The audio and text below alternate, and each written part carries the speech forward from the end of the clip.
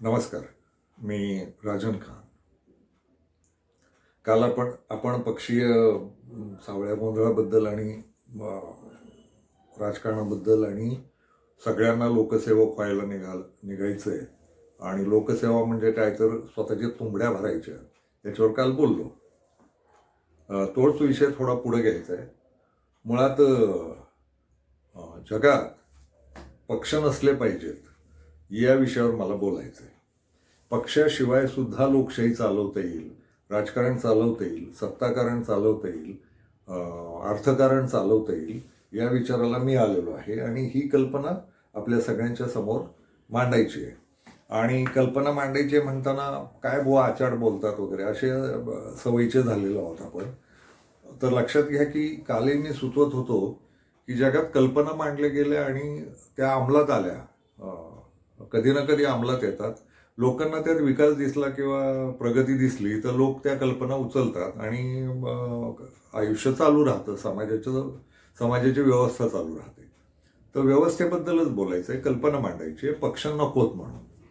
मुळात एक लक्षात घ्या की सत्तेचं राजकारण हे कधीही समाज सुधारण्याचं आणि याचं होतं, हा एक मोठा समज आहे. त्यातला बराचसा भाग गैरसमजाचाच आहे.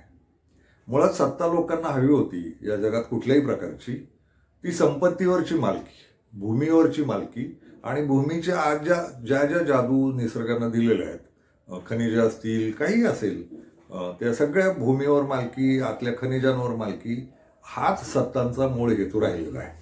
आणि कुठल्याही सत्तांचा म्हणजे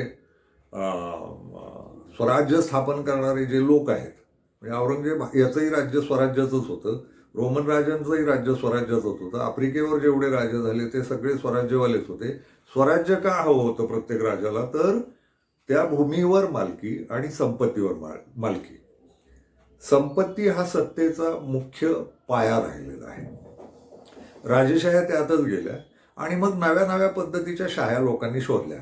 हुकुमशाही, लष्करशाही, साम्यवादशाही, भांडवलशाही, कुठलीही शाही असो, राजेशाही, लोकशाही, या सगळ्या शाह्यांचा हेतू संपत्तीवर मालकी हाच राहिलेला आहे. संपत्ती हाच या सगळ्या राजकीय सत्तांचा मुख्य भाग राहिलेला आहे. आणि राजेशाह्या संपल्या, वसाहतवाद झाले, हळूहळू पक्षीय राजकारण सुरू झालं. मी जे मगाशी म्हणालो की काही कल्पना मांडल्या पाहिजेत, मुळात राजेशाही ही कल्पनाच होती जी अंमलात आली. उदाहरणार्थ धर्म नावाची एक संकल्पना इथं कल्पना म्हणूनच मांडली गेली, जी अंमलात पण आली आणि ती वाईटच आहे याही मताचा मी आहे. अशीच एक कल्पना राजकीय पक्ष या नावाची आली. हिला फार जुना इतिहास नाही. 17व्या शतकात ही ग्रेट ब्रिटन आजचं याच्यात सुरू झाली. तिथं राजकीय विचार पहिल्यांदा मांडले गेले, समाजातनं मांडले गेले आणि त्यातनं पक्षाची संकल्पना आली.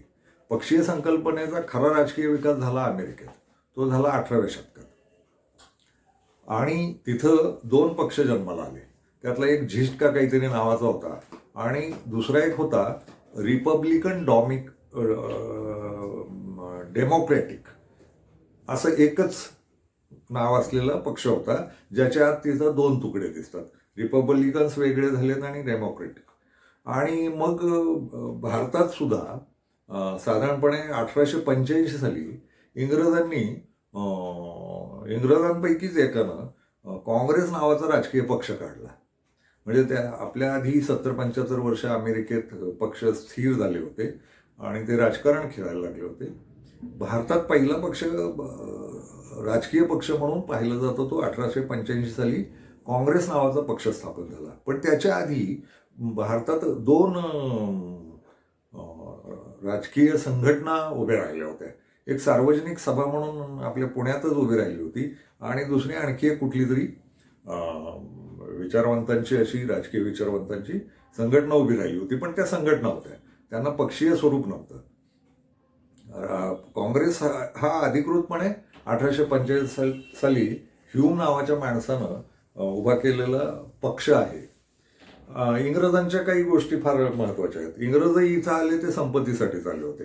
त्यांची एक राणी होती आणि ती इथून लूटमार करून नेत होती. पण या एवढ्या मोठ्या देशाला, आणि खूप मोठा देश होता त्यावेळेचा हा, तिबेटचा काही भाग आहे, नेपाळ आहे, अफगाणिस्तान आहे, पाकिस्तान आहे, बांगलादेश आहे, म्यानमारचा काही भाग आहे, श्रीलंका जोडूनच होता. एवढ्या मोठ्या भूभागाला नियंत्रणात ठेवण्याच्या काही खेळ्या इंग्रजांनी केल्या. कारण एवढा मोठा सगळा भूभाग आणि तिथली जनता खवळून उठली तर आपण जी काही लूटमार करतो आहोत, चोऱ्या करतो आहोत, या चोऱ्यांकडं लक्ष जाईल आणि ठोकून काढतील इथले लोक. आणि लोक लढत होते. असं इंग्रज आले आणि त्यांनी अत्याचार केले असतील सैन्य, आणि पुन्हा भारतीय सैन्याचीच मदत घेऊन त्यांनी इथल्याच भारतीयांना ठोकून काढलं वगैरे सत्य असलं तरी लोक उठाव करत होते, चिडत होते, आणि ही सलग प्रक्रिया होती. म्हणजे इंग्रज आल्यापासून, पोर्तुगीज आल्यापासून आपले भारतीय लोक लढतच होते. मोगल होते तोवर इंग्रजांना फार शिरता नाही आलं. पण औरंगजेब मेला आणि इंग्रजांनी हळूहळू ताबा घ्यायला सुरुवात केली. आणि एवढे थोर लोक होते, म्हणजे मोगलांच्या राज्यात राहून सुद्धा हे बंगालचे ऍक्ट तयार करत होते, मुंबईचे ऍक्ट तयार करत होते, कायदे, भारतीयांसाठीचे भविष्यातले कायदे तयार करत होते. फार थोर लोक होते. 1857 बंडाच्या आधी हे 1853चे कायदे तयार करत होते मुंबई ऍक्ट नावानं. हे फारच म्हणजे फार चतुर आणि फार धूर्त आणि फार हुशार झाला. तर इंग्रजांनी काही गमती केल्या. औरंगजेबाचं सगळं साम्राज्य संपलं आणि पेशवाईनं देशाची वाताहत करून टाकली, मारामाऱ्या करून, लूटमार करून. तर या सगळ्याला पुन्हा यांनी उठाव करू नयेत म्हणून काही आयडियाज काढल्या. त्यातल्या 2-3 आयडियाज भारी आहेत. म्हणजे उदाहरणार्थ त्याने मोगलांच्या साम्राज्याचे जे तुकडे पडले होते, म्हणजे एक वाक्य आधीच सांगून ठेवतो, मोगली साम्राज्य भारतातनं संपलं त्याचा काळ आहे 1948, आणि खऱ्या अर्थानं संपलं 1972 साली. मोगलांच्या साम्राज्याचे तुकडे म्हणजे देशातले ते काही जे 547 का 550 लोक आहेत संस्थानिक, हे मोगलांच्या सत्तांचे तुकडे आहेत. आणि या तुकड्यांचं राज्य इंग्रजांनी आबादीत ठेवलं होतं. मोगल संपवले. जे जे खरं विरोध करणारे लोक आहेत किंवा ताकदवान लोक आहेत त्यांना उद्ध्वस्त केलं. त्यातले त्यांना घातक वाटलेले मोगल होते आणि पेशवे होते. टिपू होता, तर टिपूला पूर्णच मारून टाकला.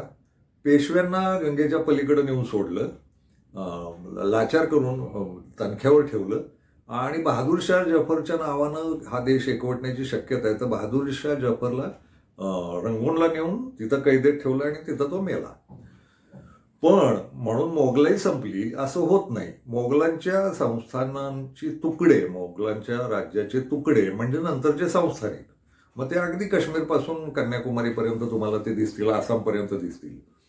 काही त्यातले स्वतंत्रही होते मोगलांशिवायचे, पण बाकीचे सगळे बहुतेक तुकडे हे मोगलांच्या संस्थेचे. हैदराबाद हे त्याचं उदाहरण आहे, जुनागड हे उदाहरण आहे, काश्मीरचा हरिसिंग हे उदाहरण आहे. अशी खूप उदाहरणं आहेत.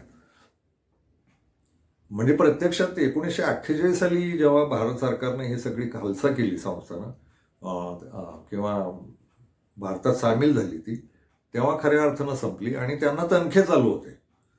ते इंदिरा गांधीने 1972 साली पूर्णच बंद केले आणि तिथूनही संस्थानिक अनाथ झाले आणि तिथं खऱ्या अर्थानं मोगलाई संपली. पण इंग्रजांनी जी चतुराई दाखवली होती ती अशी होती की या देशातल्या लोकांना शांत करायचं असेल तर हे संस्थानिक ठेवणं आणि त्यांच्याकडनं कर वसुल्या करणं आणि संस्थानिकांना राजा म्हणूनच किंमत देणं, बादशाह सलामत आणि असले नवाब बिबाब आणि राजे महाराजे, ही किंमत इंग्रजांनी, खरं तर काही किंमत नव्हते, पाय पुसण्यापेक्षाही जास्ती किंमत नव्हती यांना इंग्रजांच्या दृष्टीनं.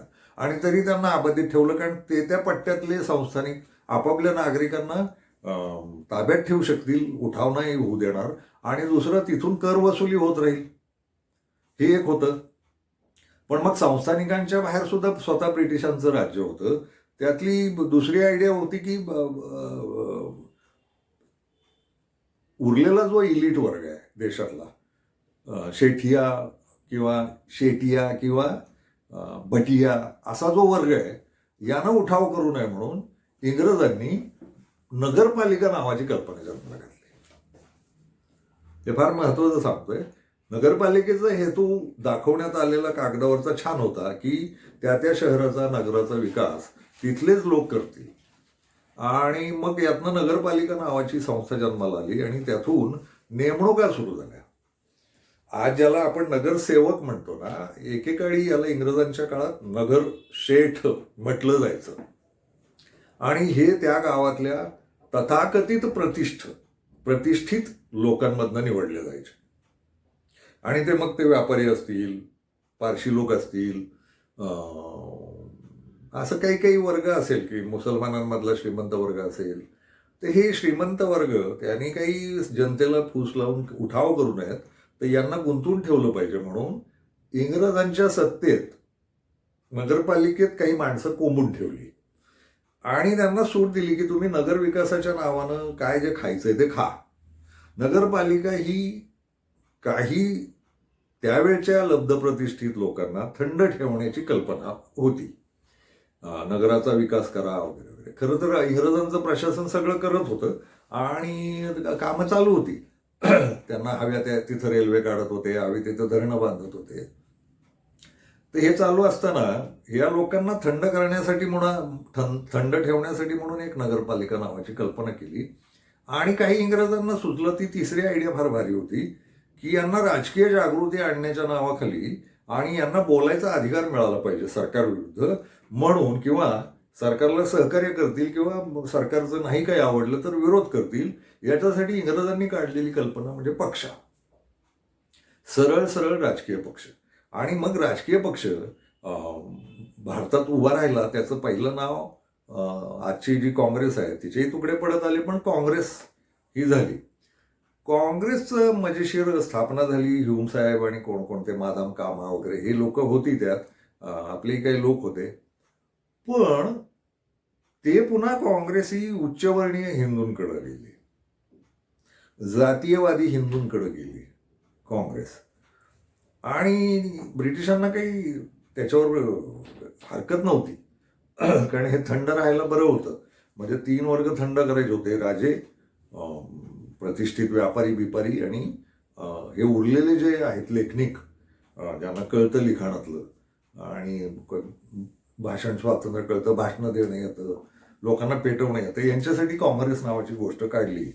आणि मग काँग्रेसमध्ये आपल्यावर धार्मिक थोडंसं अन्याय अत्याचार होतोय म्हटल्यानंतर काँग्रेसमधलेच हिंदुत्ववाद्यांमुळं त्यावेळच्या जन्माला आलेला दुसरा पक्ष म्हणजे मुस्लिम लीग. तो माझ्या माहितीनुसार 1916 साली वगैरे काहीतरी जन्माला आला. आणि 1925 साली या दोघांनाही नाकारणारा तिसरा पक्ष तयार झाला, तो होता कम्युनिस्ट पक्ष. तो रशियाकडनं चीनकडनं आलेला होता. आणि इथं मग ते त्या विचारांचे लोक होते की आपण हिंदू मुस्लिम झगड्यापेक्षा काही तटस्थ आणि कामगारांचं बोलू, गरिबांचं बोलू, शेतकऱ्यांचं बोलू, असा तिसरा पक्ष म्हणजे कम्युनिस्ट. आणि त्याच्या मधल्याच काळात मुस्लिम लीग स्थापन झाल्यावर हिंदू महासभा वगैरे असे काही पक्ष तयार झाले. तर हा पक्षांचा इतिहास आहे आणि हा आत्ताचा आहे. म्हणजे 1885, 1985 आणि 2025 एवढासाच काळ आहे हा पक्षांचा. पण एकूण आज भारतामध्ये जवळजवळ 2-2.5 हजार नोंदणीकृत पक्ष आहेत. राष्ट्रीय पातळीवर 6 पक्ष आहेत राष्ट्रीय मान्यता असलेले. राज्याच्या पातळीवर काही 60-70 पक्ष आहेत आणि बाकी नोंदणीकृत देशभर आहेत. ह्या पक्षांचं एकूण राडा पाहिला आणि यांची जी काही खेचताणी पाहिली तर लक्षात असं येतं की यांचा खेळही पुन्हा संपत्तीचाच आहे. लोकशाही ही सुद्धा एका देश नावाच्या भूखंडाची संपत्ती चालवणारी, संपत्ती वापरणारी, जनतेच्या पैशाचं नियंत्रण करणारी आणि जनतेचा पैसा कररूपानं किंवा कुठल्याही रूपानं गोळा करून पुन्हा देश चालवण्याच्या नावाखाली पैसा वापरणारी यंत्रणा म्हणजे पक्ष, म्हणजे सत्ता, लोकशाही. तर यातला तो जो पक्षीय खेळ आहे तो सुरुवातीला आदर्श असेलही. म्हणजे स्वातंत्र्य मिळवायला मग काँग्रेसचा उपयोग झाला, फाळणी करायला मग हिंदू महासभा, मुस्लिम लीग आणि काँग्रेस यांचा उपयोग झाला. सगळं काही आहे. म्हणजे पुन्हा संपत्तीचेच खेळ होतं. मी मागच्या एका व्हिडिओत म्हणालो होतो, फाळणी ही धर्माच्या नाव पुढं करून झालेली संपत्तीची वाटणी आहे. त्या काँग्रेसच्याही पुढाऱ्यांना वाटत होतं या संपत्तीवर, या देशावर आपली मालकी असावी. मुस्लिम लीगच्या लोकांना वाटत होतं या देशावर आपली मालकी असावी. आणि यातला जो पिछाडीला पडलेला पक्ष आहे त्याचं नाव हिंदू महासभा, त्यांनाही वाटत होतं या देशावरच्या संपत्तीवर आपली मालकी असावी. सावरकरांचे तेही संदर्भ सापडलेत की इंग्रज सोडून चालले होते तेव्हा त्यांनी पुन्हा चतुरपणे या देशाची वाट लावण्यासाठी 3-3, 4-4 गोष्टी जाहीर केल्या होत्या. त्यातली एक गोष्ट अशी आहे की त्यावेळचे जे मोगलांचे उरलेले संस्थानिक आहेत, झेरॉक्स कॉप्या शिल्लक राहिलेल्या इंग्रजांकडनं बैल बडवून घेतात तसं बडवून घेतलेल्या ज्या शिल्लक कॉप्या होत्या संस्थानिकांच्या, इंग्रजांनी जाता जाता काडी अशी लावली होती की संस्थानिकांना वाटेल तर ते स्वतःचं राज्य घोषित करू शकतील आणि संस्थानिकांना वाटेल ते त्या देशात सामील होऊ शकतील. पर्याय होते पाकिस्तान आणि भारत.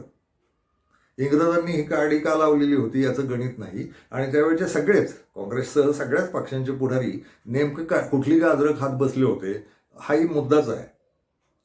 तर संस्थानिकांना ही सवलत देण्याची काय गरज होती? त्यांनी जर राष्ट्र तयार केलं होतं तर ते बिचारे मोगलाईशी इमानदार राहिल्यासारखे इंग्रज जाता जाता 2 काड्या लावून गेले. एकतर या संस्थानिकांनी त्या त्या राष्ट्रांमध्ये सामील व्हावं किंवा मग नाहीतर मग स्वतःचं राज्य घोषित करावं. आणि मग ज्याचं श्रेय पटेलांना दिलं जातं आणि ते खरं तर पटेलांचं नाहीये, कारण पंतप्रधान नेहरू आहेत. पटेल एवढे स्वतंत्र नव्हते. गृहमंत्री हा पंतप्रधानाच्या खाली राहतो हे लक्षात घ्या. पंतप्रधानानं ठरवलं म्हणून हे आलं. ते उगीच लोहपुरुष आणि पंतप्रधान गृहमंत्री ते पटेल ऐकतच नव्हते नेहरूंचं. असं काहीतरी तुम्हाला सांगायचंय का काय? नेहरूंनी आणि मंत्रिमंडळानं मान्यता दिल्याशिवाय संस्थांना सामील नाही झाली, इतकी साधी गोष्ट लक्षात घ्या. म्हणजे त्यावेळेच्या मंत्रिमंडळाचं ते श्रेय आहे.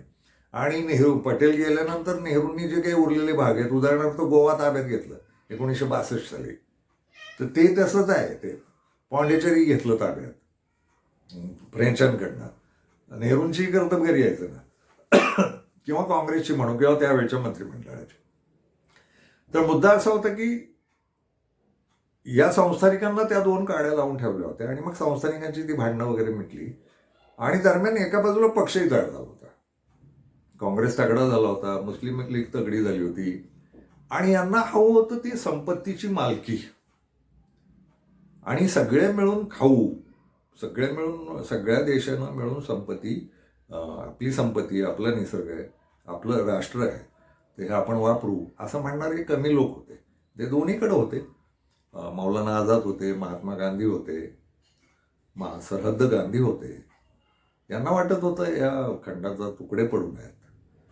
पण मग ते जे काही संपत्तीचा खेळ खेळणारे लोक आहेत, काँग्रेसमधले पण आणि पाकिस्तानी ते मुस्लिम लीगचे पण, हिंदू महासभावाले पण, या सगळ्यांनी मिळून ती फाळणी केली. तर तो लोकशाही किंवा राष्ट्राची फाळणी हा संपत्तीचा खेळ होता, हेही लक्षात घ्या.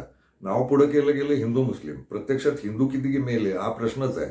त्यात मेले शीख खूप सारे, आणि शीख आणि मुस्लिम असा तो संघर्ष खूप मोठा झाला आणि त्यात खूप लोक मेले. मुसलमानही खूप मेले, कत्तल झाली त्यांची, आणि शीखही खूप मेले, हिंदूही मेले.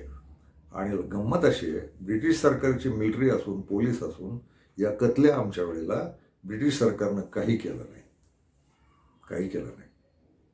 ही कत्तल होऊ नये म्हणून लढलेला तो एकमेव नंगा फकीर होता. तो त्याच्या पद्धतीनं लढत होता. त्याचं नाव महात्मा गांधी. बाकी ब्रिटिश सरकार आणि पक्षीय लोक जे संपत्तीच्या मालकीचे इच्छुक होते ते शांत होते. यात कुठल्याही जिनाचा खून झाला नाही, कुठल्याही नेहरूचा खून झाला नाही, कुठल्याही पटेलाचा खून झाला नाही. हे सुरक्षित राहिले. मेले साधे लोक, मारले साधे लोक आणि या दंगली मुद्दाम भडकावून देण्यात आलेले होते. एक राष्ट्र तुटतंय तर शांतपणे विभाजन होऊ शकलं असतं. पद्धतशीर ब्रिटिशांनी केलेली खेळी होती की नुकसानच करून जायचं आणि ती जखम कायमची आजही आहे. तर मूळ मुद्द्यावर येऊ, पक्षीय राजकारण. मग पक्ष चांगले होते का वाईट होते? तर एकेकाळी चांगले होते असं आपण गृहीत धरू. नेहमी आपला भूतकाळ आहे ना चांगलाच गृहीत धरायची सवय आहे. भूतकाळ फारच रम्य होता आणि वर्तमान काळ फार बिकट आहे आणि भविष्याची काळजी आहे असं आपल्याला बोलायची सवय आहे. तर आपण त्या मानकावर गृहीत धरू की भूतकाळ फारच छान होता सगळ्याच पक्षांचा. आता काय स्थिती आहे? आता पक्ष हा लोकसेवेचा, समाजसेवेचा, मला देशाचं भलं करायचं आहे आणि एक काहीतरी विकास शब्द वापरला जातो. विकास करायचा आहे आणि त्याला मार्ग एकच आहे की राजकारण झालं पाहिजे. मला राजकारणात जाऊन समाजाचा विकास करायचा आहे. खरं तर समाजाचा विकास करायचा असेल तर प्रत्येक उमेदवारानं स्वतःच्या अर्धा एकरात जरी विकास केला ना तरी होईल. अर्धा एकर जरी विकसित केलं ना स्वतःचं प्रत्येक उमेदवारानं, किती कार्यकर्ते असावेत देशात, काश्मीर ते कन्याकुमारी, कच्छ ते कोहिमा, किती असतील, लाखो. या लाखोंनी अर्धा एकराचा विकास केला ना, स्वतःच्या गटारी नीट बांधल्या, स्वतःच्या अर्ध्या एकरात रस्ते नीट बांधले, शेती नीट केली, बारके उद्योग काढले आणि त्यात रोजगार दिला, काहीतरी केलं. यांना राजकारणातच जाऊन विकास करायचा असतो. कारण राजकारणात समाजाचा आयता पैसा ढिगाणा उपलब्ध आहे, अब्जावधी न मोजता येणारा पैसा आहे आणि मग या पैशाचा आपला लचका तोडणं, वाटा तोडणं, म्हणून हे राजकीय कार्यकर्ते आणि त्यांचे पक्ष असं स्वरूप उभं राहिलंय. राजकारण हा धंदा झालाय, असं ते स्वरूप आहे.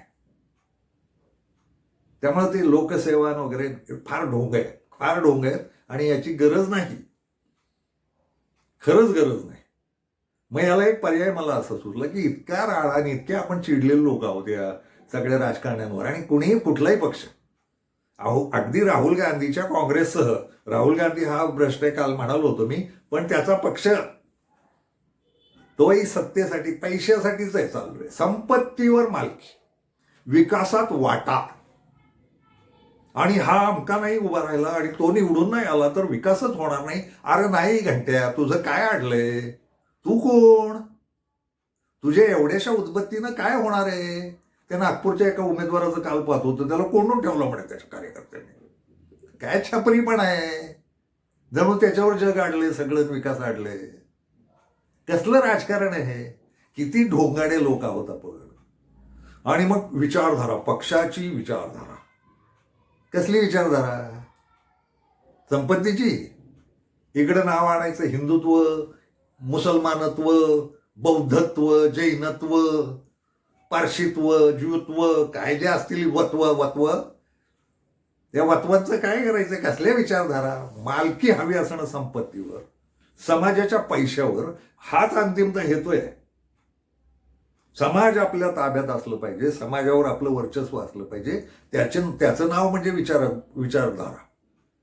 आणि मग त्यात गोळा करायचे काही लोक, कार्यकर्ते म्हणून वापरायचे, त्यांच्याकडनं दंगली करायच्या, दुसऱ्यांबद्दल द्वेष पसरवायचा, म्हणजे विचारधारा.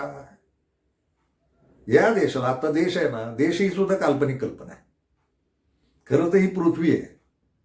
देश ही कल्पना का तयार झाली तर संपत्ती, त्या नकाशातल्या मालमत्तेवर, संपत्तीवर, भूमीवर अधिकार आणि आर्थिक अधिकारच खेळ राहिलाय फक्त. आणि हेच राजकारण आहे. म्हणजे देश असणं हे आर्थिकच राजकारण आहे. देशामध्ये पक्ष असणं आणि त्यांच्या विचारधारा असणं हे सुद्धा आर्थिकच राजकारण आहे. विचारधारा काही नसते. विचारधारा संपत्तीवर मालकी, संपत्तीचं विनियोग कसा होणार याच्या त्या वेगवेगळ्या साम्यवाद असेल, गांधीवाद असेल, आंबेडकरवाद असेल, याचे मार्गदर्शन करणारे वाद असू शकतात, पण यांचा काही उपयोग नाही. पुन्हा संपत्तीच येते, त्याच्या तळाबुडी येणं संपत्तीच आहे. संपत्तीचा खेळ म्हणजे पक्ष, संपत्तीचा खेळ म्हणजे राष्ट्र. तर मग मला आता असं सुचलं की पक्ष असले पाहिजेत का?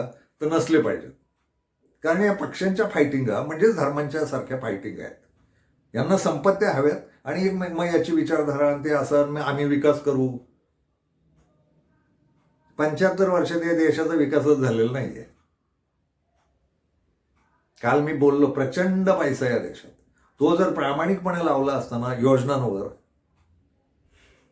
हे माझी साधी तक्रार आहे आणि ती पुन्हा पुन्हा सांगत राहतो मी. राष्ट्रपती नावाची त्या बाई आहेत, त्या एकट्याच एवढ्या मोठ्या घरात का राहतात? त्यांना चार खोल्यांच्या घरात राहता येत नाही का?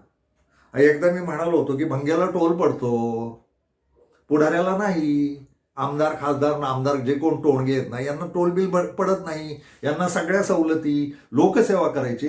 नगरपालिका आणि तुमच्या कुठल्याही संस्थेत गेल्यानंतर तुम्हाला पगार मिळणार नाही, भ्रष्टाचारही करता येणार नाही आणि कुठल्या कंत्राटात तुमचा सहभाग नाही. तुमच्या मान्यतेनं कंत्राटच मान्य होणार नाही. तुम्ही लक्षात घ्या, कुठलाच कार्यकर्ता कुठल्याच पक्षात टिकणार नाही. कंत्राटी खेळ म्हणजे पक्ष आहेत. संपत्तीत वाटे पाहिजेत आणि कंत्राटावर सह्या पाहिजेत. पुन्हा कुठला तरी आसाम बिसाम भागातला कुठला तरी मुख्यमंत्री, नॉर्थ ईस्ट मधला मुख्यमंत्री सापडला काल. घरातल्या सगळ्यांच्या नावानं खोट्या कंपन्या काढून सगळी सरकारी कंत्राटं त्यानं स्वतःच्याच घरातल्या लोकांना दिलीत. राज्यातली काय केमोका डेमोना आवाजा सीएम आहे मुख्यमंत्री. कशाला हवे त्यांना पक्ष? तर पक्षाच्या नावानं मारामाऱ्या करून जिंकता येतं, जुगार खेळता येतं, लढाई करता येतं, पैसे लाटणं. यांना सांगा तुम्हाला राष्ट्रपतीपासून सरकारी शिपायापर्यंत ज्यांना लोकसेवा करायची आहे ना, नोकऱ्या करायच्या, ते MPSC UPSCची पोरं सांगतात आम्ही देशाची सेवा करायला जाणार आहे, देशाचा विकास. त्यांना सांगा पगार नाही मिळणार, स्वतःच्या खर्चानं करा. करणार नाहीत. कुठली फॅसिलिटी मिळणार नाही, गाडी नाही, घोडा नाही, काय नाही. एवढं सेवेचं कंडू आहे ना तुम्हाला, पगार नाही, काही मिळणार नाही. करा सेवा, पण पदाधिकारी आहात तुम्ही. तुम्हाला कलेक्टर करतो पण पगार नाही देणार. मग हे नाही जाणार परीक्षेला. मग हे बसतील शेत्यावाड्या करत, कारागिऱ्या करत, पशुपालन करत. देशाची सेवा करायला जायचंय. पगार एवढासा आणि मारताना ते निवृत्त होताना यांच्या बंगलेच्या बंगले, जमिनीच्या जमिनी. आणि उघड दिसताना आपल्या भोवतीच आहेत ना. हे काय उघड आहे सगळं. आणि पुढं राजकारणात तर काय नांगनाचच आहे. या IAS IPS ला किमान परीक्षांना सामोरं जावं लागतं. राजकारणाची घंटा परीक्षाच नाही आपल्या देशात. कशाचीच परीक्षा नाही. मी एकदा सूचना केली होती, या सगळ्या ग्रामपंचायत ते राष्ट्रपती सगळ्या उमेदवारांना संविधानाची परीक्षा द्यायला लावायची 100 मार्कांची. आणि 75% वर मार्क पडले तरच उमेदवारी द्यायची, असा नियम झाला पाहिजे. काही घेणं नसतं. कुठलेही खुनी बलात्कारी लोक, गुंड उभे राहतात निवडणुकीला आणि पक्ष निर्लज्जपणे उभे करतात. आणि सगळे काँग्रेस, भाजप, सगळे शिवसेना, त्या कोण 2-2 शिवसेना, मुळात हे यांच्याच गुंडगिरींचे इतिहास आहेत सगळेच पक्षांचे. आणि गुंडही उभे करतात, गल्लीबोळातले गुंड दादागिऱ्या करणार. आणि ते मुलाखती वगैरे देतात. आणि ज्या पोलिसांच्या रेकॉर्डवर हे असतात, काय ती लाचारी त्या पोलिसांची. या गुंडांना सलाम करावे लागतात. तो गुन्हेगार बसतात इथं मंत्री बिंत्री होऊन, राज्यापासून देशपातळीपर्यंत वेगवेगळे गुन्हे.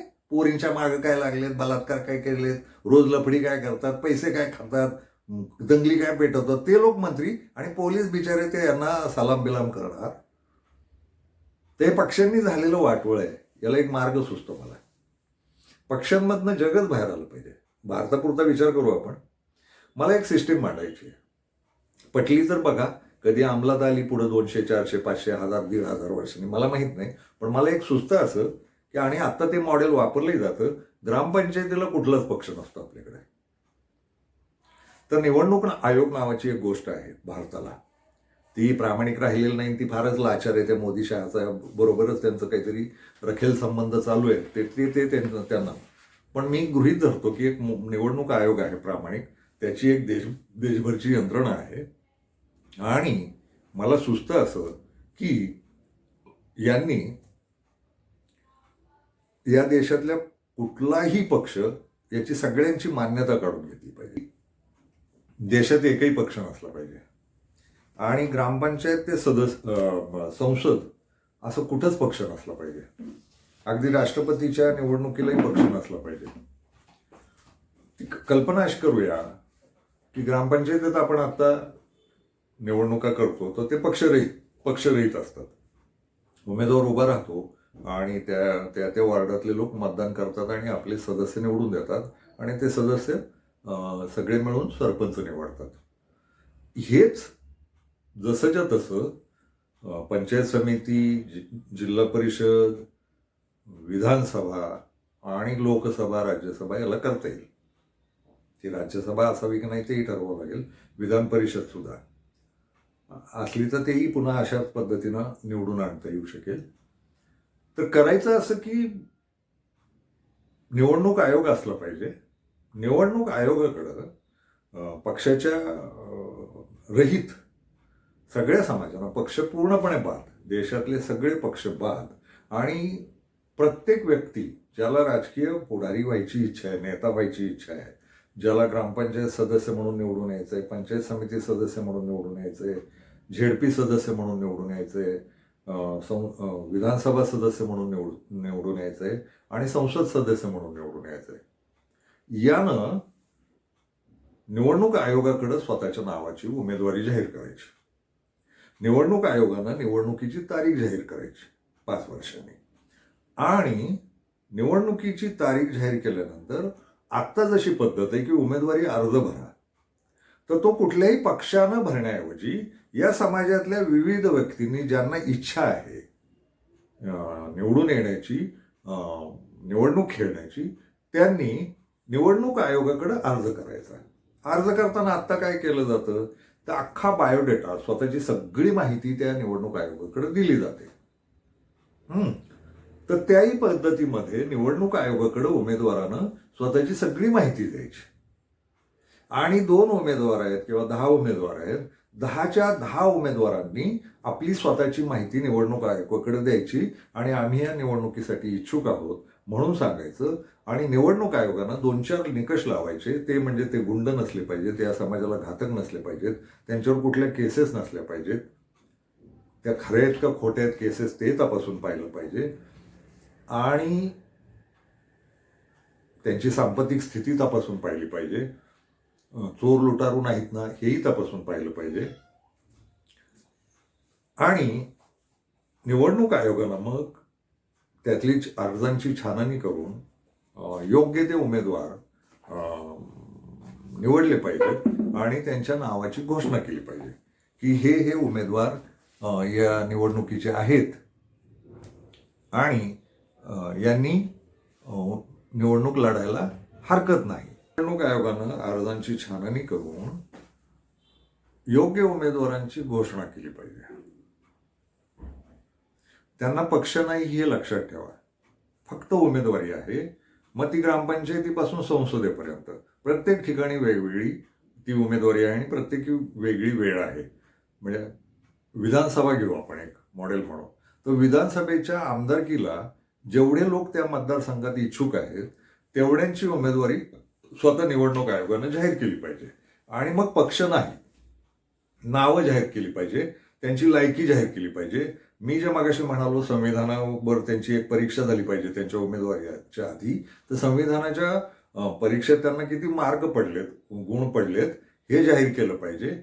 आणि उमेदवारी थेट निवडणूक आयोगानं जाहीर केली पाहिजे. आणि निवडणूक आयोगानं जाहीर करताना मग सोशल मीडिया आहे, इथं कुठल्या या मतदारसंघात अमुक मतदारसंघात हे एवढे उमेदवार उभे आहेत, यांचा परिचय हा आहे, यांचे फोटो हे आहेत, अशा पद्धतीची जाहिरात केली पाहिजे. आणि ती घरात करता येऊ शकेल, प्रत्येक घरात करता येऊ शकेल. निवडणूक आयोग प्रत्येक घरात ती माहिती पोहोचवेल. मग त्यांनी जी निवडणूक आयोगाकडे दिलेली उमेदवारांनी माहिती आहे, ती माहिती निवडणूक आयोग स्वतः पोस्टानं असेल, सोशल मीडियातनं असेल, कुठल्याही मार्गानं प्रत्येक घरात पोहोचवेल आणि लोकांना स्वतःला संधी देईल की तुम्ही यातला योग्य उमेदवार निवडा.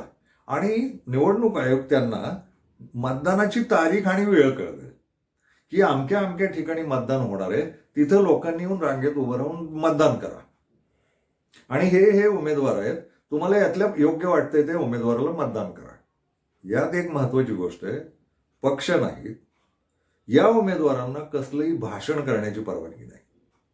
निवडणुकीच्या तारखेच्या दुसऱ्या मतमोजणीच्या दिवसापर्यंत निवडणूक उमेदवारांना घरातनं बाहेर पडण्याची गरजच नाही. त्यांना प्रचार करण्याची गरज नाही, त्यांना पत्रकं काढण्याची गरज नाही, त्यांना घोषणा देण्याची गरज नाही, त्यांना आश्वासनं देण्याची गरज नाही, काहीही करायची नाही. त्या पताका लावा, झेंडे लावा, आमचा झेंडा तुमचा झेंडा नाही. ते जे वेगवेगळे झेंडे आहेत ना पक्षांचे, यांनी पण देशात फूटच पाडलेली आहे. तर पक्षाला झेंडा नाही, कसला पताका नाहीत, प्रचार सभा नाहीत, दौरे नाहीत, स्टार प्रचारक नाही, कुणीच नाही. उमेदवारच स्वतःच्या घरातनं बाहेर पडणार नाही. तो दारादारात जाऊन लोकांना तेवढ्यापुरते हातवाय पाय पडतो आणि मग मतं मागतो. उमेदवारांना मतं मागायची नाहीयेत, लोकांनी मतं द्यायची का नाही हे ठरवायचंय. उमेदवार घराच्या बाहेरच पडला नाही पाहिजे, त्यानं खर्चही नाही केला पाहिजे, खर्चच नाही कसला. निवडणुकीचा खर्च नाही. जो समाज निवडणूक आयोगाच्या रूपानं खर्च करेल तेवढाच. ते जे काही बॅलेट पेपर असेल, ईव्हीएम मशीन असेल, जे काही असेल ते, आणि त्याच्यावर जाऊन मतदानाचा जो काही खर्च होईल तो, त्यावेळेस कर्मचारी जेवढे लागतील तेवढे. उमेदवारांनी स्वतःचा खर्च करण्याची गरज नाही, कसलाही खर्च नाही. निवडणूक आयोग म्हणाला डिपॉझिट ठेवा, तर तेवढं एक सोडलं तर उमेदवारांनी कुठल्याही प्रचाराला जाण्याचीच गरज नाही, खर्च करण्याची गरज नाही. दौरेन, गाड्या, दारून, कोंबड्या, ते काय बाया पुरवणं, काही नाही. लावण्या ठेवणं, मग कार्यक्रम, धार्मिक यात्रा काढणं, काही नाही. उमेदवारानं काही करायचं नाही. निवडणूक आयोग प्रत्येक उमेदवाराची माहिती प्रत्येक मतदारापर्यंत पोहोचवण्याची जबाबदारी घेईल. आणि आताचा काळ सोपा आहे, सोशल मीडियातनं ही माहिती लोकांपर्यंत जाईल की हे उमेदवार आहेत. आणि मग निवडणुकीच्या मतदानाच्या दिवशी मतदार त्यांना वाटलं तर घराच्या बाहेर पडतील आणि त्या तिथं जाऊन रांगा लावतील आणि मतदान करतील योग्य उमेदवाराला. आणि मग योग्य उमेदवार अख्ख्या महाराष्ट्रातनं विधानसभेसाठी निवडले जातील. हे सगळे कुठल्याही पक्षाचे नसलेले उमेदवार सगळ्या मतदारसंघांमधनं विधानसभेत जातील. आणि मग विधानसभेत गेल्यानंतर हे कुठल्याही पक्षाचे नसलेले सगळे उमेदवार ठरलेल्या मंत्र्यांचा जो कोट आहे त्यांच्यामध्ये निवडणूक होईल. पुन्हा ती निवडणूक आयोगच घेईल. या उमेदवारांमधनच त्या मुख्यमंत्री निवडलं जाईल, योग्य ठिकाणचा मंत्री निवडला जाईल, प्रत्येक खात्याचा मंत्री निवडला जाईल. तिथेही पुन्हा या उमेदवारांमध्ये इच्छुक उमेदवारांनी मी मुख्यमंत्री पदासाठी उभा राहू इच्छितो, मला मतदान करा, असं तेवढ्या उमेदवारांना सांगायचंय. ते जे काही 288 असतील की 400 असतील की 500 असतील, जेवढे उमेदवार निवडून आलेत लोकांमधून थेट त्या उमेदवारांनी आपला मुख्यमंत्री, आपला गृहमंत्री, आपला अर्थमंत्री आणि जेवढी मंत्रालय आहेत तेवढे मंत्री आपल्याच याच्यातनं निवडायचे आहेत आणि त्यांचं मंत्रिमंडळ करायचंय. समजा 288 मध्ये 45 मंत्री होणार आहेत, 45 लोक मंत्री होणार आहेत, तर याच उमेदवारांनी आपापसात मतदान करून गुप्त मतदान पद्धतीनं आपले मंत्री निवडायचे, मुख्यमंत्री निवडायचा आहे, सगळे मंत्री निवडायचे आहेत. विधानसभेचं स्वरूप कसं दिसेल लक्षात येत आहे? 45 मंत्री आहेत आणि उरलेले 288 पैकी उरलेले जे आमदार आहेत, मला गणित येत नसल्यामुळं ते तुम्ही हिशोब करा, वादा करा त्यातले, ते 288 मधले जे 45 वगळता उरलेले उमेदवार आहेत ते सगळे विरोधी पक्षात आहेत, असं चित्र उभं आहे. म्हणजे मंत्री आणि मग लोक, तो विधानसभेचा अध्यक्ष पण असाच निवडला जाईल सगळ्यांनी मिळून. नो पक्ष, पक्षच नाही. मग पक्षाची धोरणं, मग हा आपला माणूस आहे, तो तुपला माणूस आहे, याला वाचवलं पाहिजे, ते डावपेच आहेत, पक्षाचं इज्जत नाही गेली पाहिजे, अजिबात नाही. सरकार थेट स्थापन होईल लोकप्रतिनिधींमधून आणि लोकप्रतिनिधींना पुन्हा जाब विचारायला दुसरे लोकप्रतिनिधी राहतील, त्यांच्यातही मतदान होईलच आणि त्यातनंच ते मंत्री, अध्यक्ष वगैरे निवडले जातील, मुख्यमंत्री. आणि तेवढे सोडले 45 लोक, तर उरलेले सगळे विरोधी पक्ष म्हणून त्यांना रोज जाब विचारतील. आणि या अर्थानं मग खऱ्या अर्थानं लोकशाही अंमलात येईल. पक्ष नकोत. आणि हे मॉडेल मग ग्रामपंचायतीला आता राबवताच तुम्ही, मी काही नवीन बोलत नाहीये. पंचायत समितीलाही हेच मॉडेल, झेडपीलाही हेच मॉडेल, विधानसभेलाही हेच मॉडेल आणि लोकसभेलाही हेच मॉडेल. आणि राष्ट्रपतीची निवडणूक घ्यायची असेल तर देशपातळीच्या सगळ्या नागरिकांची घ्या, किंवा पुन्हा या लोकसभेनं ठरवून पुन्हा मतदान राष्ट्रपतीसाठी घ्यायचंय. ते खाली येण्याची गरज नाही, ते आता काहीतरी घोळच आहे. आमदारांना पण मताचा अधिकार वगैरे काही गरजेचं नाही. राष्ट्राचा राष्ट्रपती निवडायचा तो लोकसभेचे उमेदवार ठरवतील, जे कुठल्याच पक्षाचे नाहीत, त्यातल्याच कोणीतरी उभं राहायचं राष्ट्रपती पदाला, किंवा कोण आणून विचारवंत आणून उभा केला तरी चालण्यासारखं आहे. पण लोकसभेचे खासदार करतील मतदान आणि त्यातनं राष्ट्रपती निवडला जाईल. तो कुठल्याच पक्षाचा नसेल, ते ज्या विचारधारा आहेत आणि आमचा पक्ष आहे आणि मग विचारधारा ते गुप्त, देशाचं वाटोळं करणारे आणि देशाचं भलं करणारे असल्या भांडणात पडणं नाही. आणि मुळात खर्चाच्या बाजूने पाहू आपण, प्रचंड पैसा उरेल. हे जे पक्ष अनाचार करतायत आणि भ्रष्टाचार करतायत आणि त्यातनं कसेही उमेदवार निवडून आणले जात आहेत, अजिबातच नाही. जनता आणि निवडणूक आयोग एवढ्या दोघांच्याच हातात निवडणूक जाईल आणि यातनं हे सगळे उमेदवार निवडून येतील. यातला शेवटचा भाग असा आहे, पुन्हा हे राजधानीत गेल्यानंतर राजधानीत यांना सरकारकडनं घरं मिळतील, पण अधिवेशन काळाचीच मिळतील. एक महिन्याची पूर्ण 3 अधिवेशनं 12 महिन्यात झाली पाहिजेत. त्या एक महिन्यासाठी म्हणून सरकारी क्वार्टर्स या सगळ्या आमदारांना आणि दिल्लीत खासदारांना दिले जातील आणि अधिवेशन काळात फक्त तिथं राहतील हे लोक. त्याशिवाय यांनी राजधानीत राहण्याचं कारण नाही, यांचे बंगले होण्याचं कारण नाही. यांनी अधिवेशन काळापुरतं फक्त राजधानीत यायचंय आणि पुन्हा आपल्या मतदारसंघात जायचंय. मग ग्रामपंचायत सदस्य असो, पंचायत समिती, जिल्हा परिषद, विधानसभा आणि संसद, या सगळ्या उमेदवारांनी, निवडून आलेल्या उमेदवारांनी आपापल्या मतदारसंघात जायचंय आणि उरलेले 4 महिन्यातले 3 महिने आहेत, अधिवेशनाचे 3 महिने सोडले तर 9 महिने यांनी आपल्या मतदारसंघात राहायचंय, कायमचं राहायचंय 9 महिने. आणि 9 महिने दौऱ्यावर राहायचंय, नोकरीसारखं दौऱ्यावर राहायचंय. सकाळी 10 ते संध्याकाळी 5 यांनी आपल्या मतदारसंघाचा दौरा करायचा आणि त्यांना जो सचिव दिलाय त्यानं साहेबांनी दौऱ्यात काय काय पाहिलं आणि काय काय बोलले आणि काय काय काम केलं हे लिहायचंय. आणि त्यांनी त्यांच्या त्यांच्या भागातल्या सरकारी अधिकाऱ्यांना आज्ञा द्यायच्यात ही कामं करा म्हणून. मुळात यांना स्वतःच्या मतदारसंघाबाहेर जाऊन भाषणं ठोकणं आणि प्रचार करणं याची गरजच नाही. प्रत्येक उमेदवारानं आपल्या मतदारसंघात निवडून आलेल्या उमेदवारानं आपण जेवढी 5 वर्षाची कारकीर्द आहे त्याच्यात वर्षातले 9 महिने रोज नोकरीसारखं, चाकरीसारखं फिरत राहायला पाहिजे. कार्यालय थाटणे नाही. कार्यालय जरी असेल तर ते संपर्कासाठी असेल. इथं लोक येत आहेत, दरबार भरतोय वगैरे, हे बास. यानं फिरायला जायचंच आहे. आणि हा 3 महिन्याच्या वर आजारी पडला तर याची उमेदवारी रद्द झाली पाहिजे. 3 महिन्याच्या आजाराची याला सुट्टी मिळाली पाहिजे. रजाही द्या वाटल्यास नोकरांसारख्या. 15 दिवसाची ही रजा, 15 दिवसाची ती रजा जे आहे ना सरकारी नोकरां नियम, तो या उमेदवारांना लावा आणि यांना बाद करा. तो नोकरीतच आहे. तर वर्षाचे 9 महिने आणि नवाबाचा 45 महिने हा मतदारसंघात प्रत्येक गावात, प्रत्येक वॉर्डात हिंडताना दिसलाच पाहिजे. विधानसभेचा मतदारसंघ आहे, ग्रामपंचायतीचा मतदारसंघ आहे, पंचायत समितीचा मतदारसंघ आहे, जिल्हा परिषदेचा मतदारसंघ आहे, संसदेचा मतदारसंघ आहे. यांना फिरायचंच आहे. आणि ग्रामपंचायत ते खासदार यांच्या बैठका होत राहिल्या पाहिजेत या 45 महिन्यात. आणि यांनी निर्णय घेतले पाहिजेत कामाचे. अधिकाऱ्यांना आज्ञा सोडल्या पाहिजेत. कामं होत आहेत की नाही हे डोळ्यांनी पाहिलं पाहिजे. आणि यांचे रोजचे अहवाल कुठल्या मतदारसंघात काय काम केलंय याची प्रसिद्धी रोज संध्याकाळी झाली पाहिजे, की आज तथाकथित साहेब हे दौऱ्यावर होते आणि कुठं कुठं काय काय कामं झाली हे रोज आपल्या मतदारांना भेटले पाहिजेत.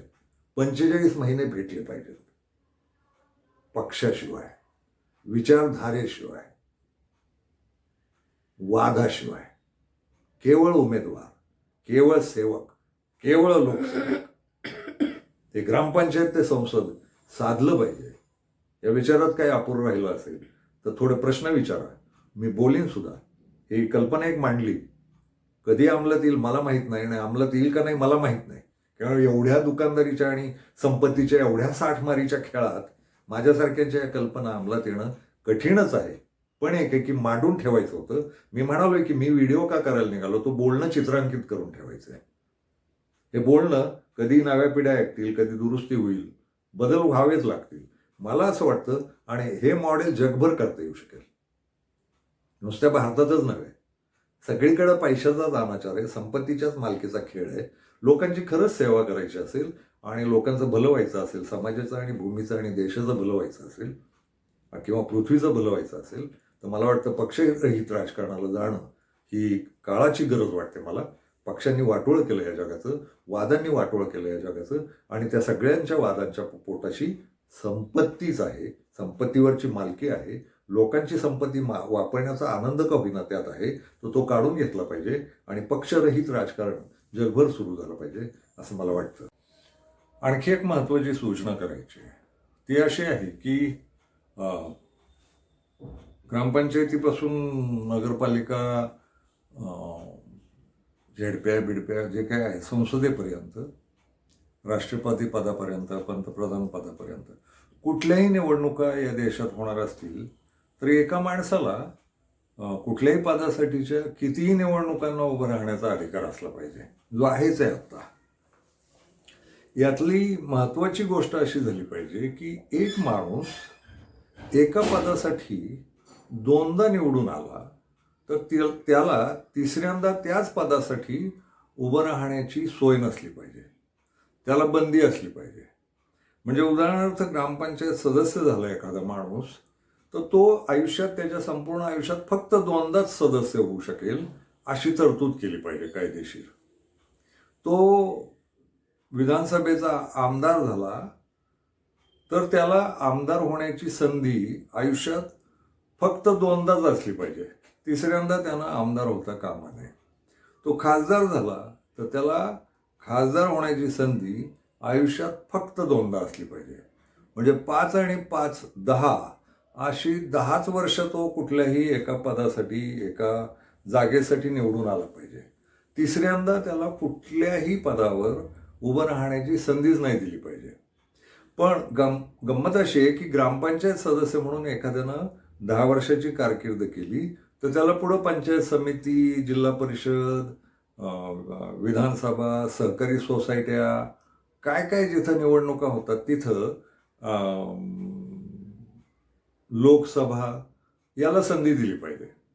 म्हणजे एखादा माणूस जर आयुष्यात पुन्हा पुन्हा निवडून येत राहिला तर त्याची 60 वर्ष आरामात जाऊ शकतात ग्रामपंचायत ते संसद या सगळ्या प्रवासात. आणि एका वेळेस 2 पदांवर तो नसला पाहिजे ही एक तरतूद असली पाहिजे. तो आमदार असेल तर त्यानं दुसऱ्या कुठल्याही निवडणुकीत उभं राहताच कामा नये.